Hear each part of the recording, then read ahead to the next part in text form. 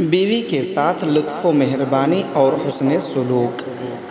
آدمی کے لیے مستحب ہے کہ جب اپنی بیوی کے پاس جائے تو اس کے ساتھ حسن سلوک اور مہربانی سے پیش آئے۔ مثلاً اس کو کھانے پینے کی کوئی چیز پیش کرے۔ اسماء بنت یزید سکن فرماتی ہیں، میں نے عائشہ رضی اللہ عنہ کو نبی کریم صلی اللہ علیہ وسلم کے لیے تیار کیا اور پیغام بھیجا کہ آپ آ کر ان کو دیکھ لیں۔ آپ صلی اللہ علیہ وسلم تشریف لائے اور عائشہ رضی اللہ عنہ کے پہلو میں بیٹھ گئے۔ آپ کو دودھ کا ایک بڑا پیالہ پیش کیا گیا۔ آپ صلی اللہ علیہ وسلم نے اس میں سے پہلے خود پیا اور پھر عائشہ رضی اللہ عنہ کی طرف بڑھا دیا، مگر انہوں نے شرم سے سر جھکا لیا۔ میں نے ان کو ڈانٹا اور کہا، نبی کریم صلی اللہ علیہ وسلم کے ہاتھ سے پیالہ پکڑ لو، جس پر انہوں نے پیالہ پکڑ لیا اور تھوڑا سا دودھ پیا۔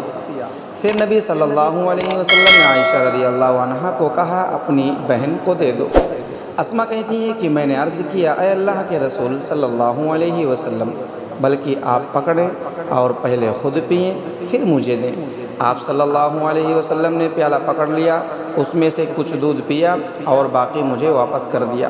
وہ کہتی ہیں، میں بیٹھ گئی اور پیالے کو گھمانا شروع کیا تاکہ میں اس مقام پر اپنے ہونٹ رکھ سکوں جہاں پر نبی کریم صلی اللہ علیہ وسلم نے اپنے ہونٹ مبارک رکھ کر پیا تھا۔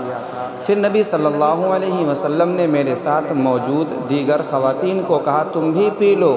وہ عرض کرنے لگیں، ہمیں طلب نہیں ہے۔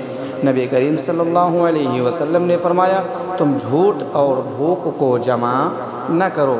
مسند احمد کی جلد نمبر 6 حدیث نمبر 438، 452، 453 اور 458 ہے۔ اس کی سند قوی ہے۔